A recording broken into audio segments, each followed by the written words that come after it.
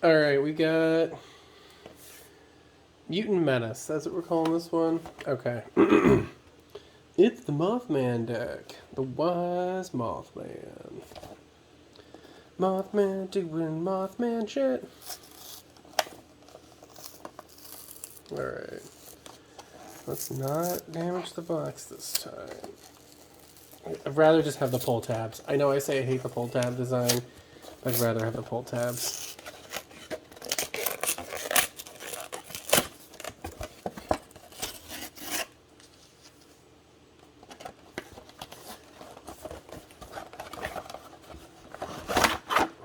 Alright.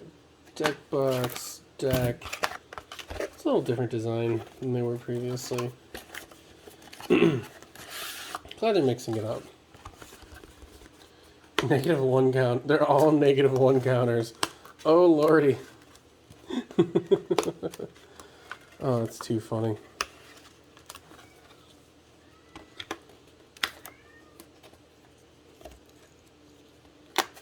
My cat is a yelling.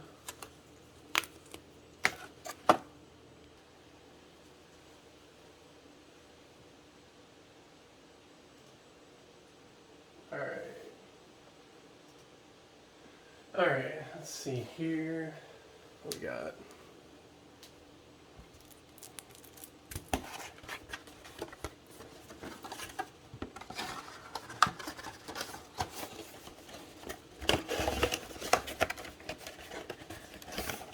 Beep, beep.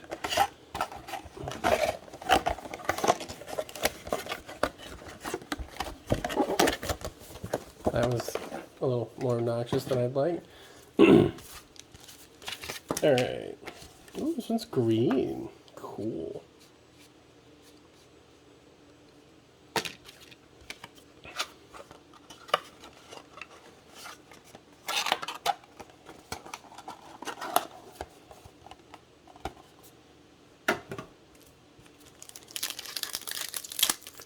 Alright, let's see what's in the promo...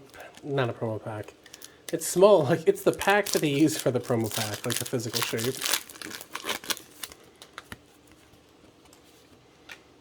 Pip-Boy 3000, the Basilisk collar. Nice.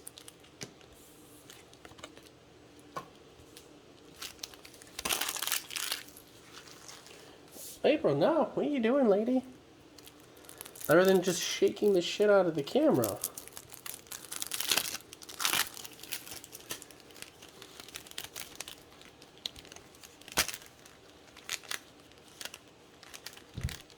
Oh no!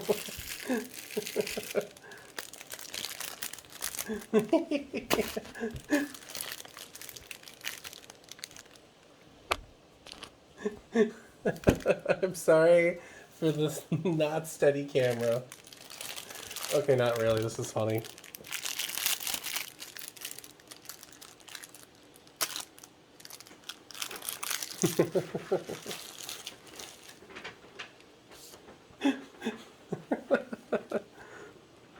Alright, so we learn a magic card. M21.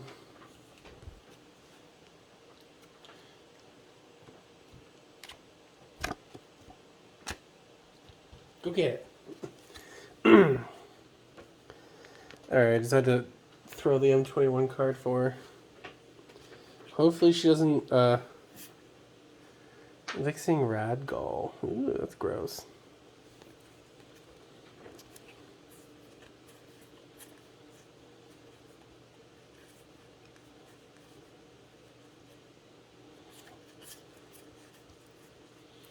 Oh, he's laying on my foot and keeping my foot warm.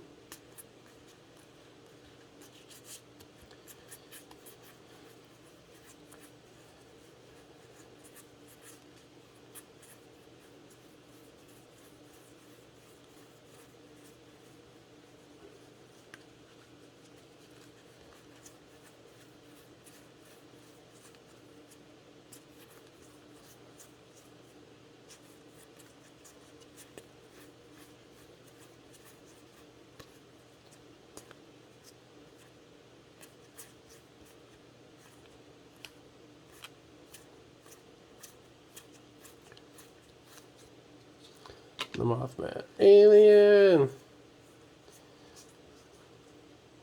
And the radiation placeholders. Lol. That's funny.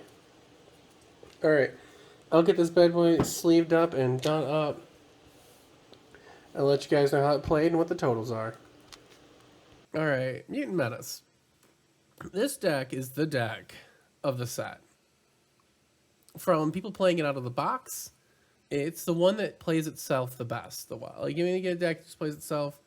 I watched people do some really cool shit with it. The rad counters just start tacking up. I actually saw somebody get milled because they were like doing the thing where you mill yourself to like play from the graveyard, and this deck just was oppressive on top of that. I saw someone get milled out. I'm probably gonna keep it together. The Master Transcendent is a really fun idea.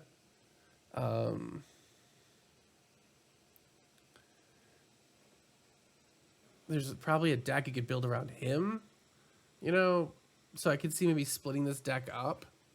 But you'd probably have to buy 2 of it to do that. Like one, you tweak one around Master and you tweak one around. I need to put this guy in my Hobbit deck, like no lie.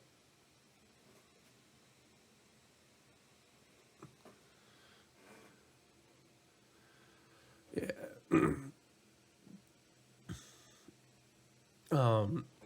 I don't know if I want to mill that much in my Hobbit deck though, but it's a hoot. Deck plays well, deck is fun, deck is flavorful. The rad counters just stack up. As I said, it just plays itself. There's probably some cards you can take out of here, bust out, like Piper. Just combinations player, investigate that many times. If you have a clue deck with blue, or you sacrifice a clue, put a +1/+1 counter target creature control. Like, Lord of the Rings, Doctor Who, there was a lot of investigate, and also with Markov Manor, or Karlov Manor, I should say.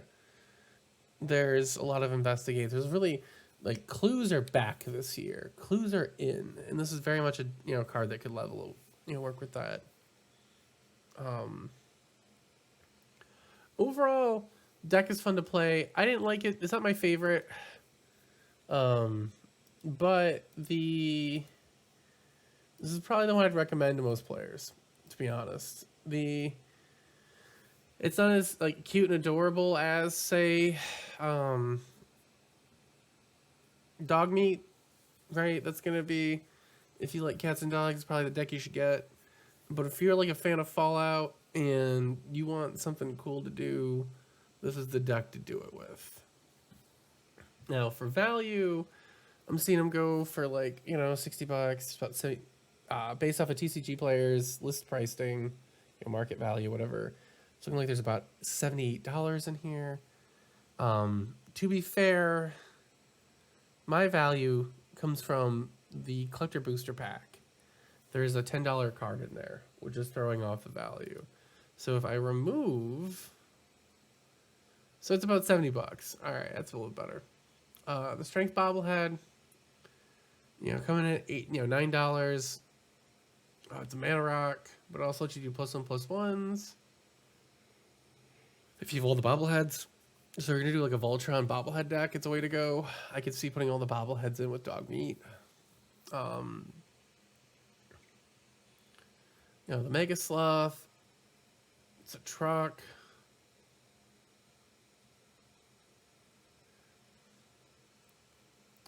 You get a lot of rad counters going. You cast them out. You can get them for basically 2. Rad Storm's a hoot.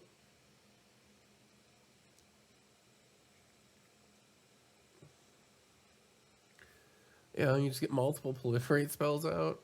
Oh, man. Guardian Project's fun.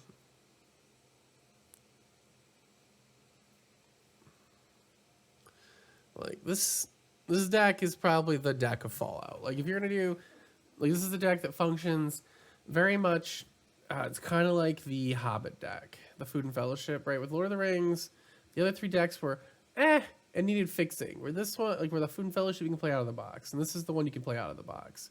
I have seen a dude optimize it, and it is one of the grossest decks I've seen in recent memory. So there is room to grow with this deck. But it's definitely the one I'd recommend for new players. It's the one I definitely just the one I recommend outright. This is the best one overall. It's not my favorite, but it's the one that if you don't know what you're doing and you want a deck to play and don't really want to like screw with it too much, ace on point. I still think overall the best deck is Caesar, but you have to know how to play. So it's kind of like what the what was that one? The Eyes of Sauron precon. You knew to switch to Sauron, and you knew to play the spells, like to do this, the Sauron bit. Not Sauron, but Saruman. You play Sauron. Sauron was just a big dumb idiot to throw out at some point. So it's very much, that's like the Caesar deck. With this one though, this is like Food and Fellowship. You can just do what you want and just play. It just plays itself too. The Food and Fellowship deck is really hard to screw up playing. You get some bad draws occasionally, but overall, this is the one. And I can't help but recommend it. It's a fun time. And with that, I thank you for watching, and you have a good day.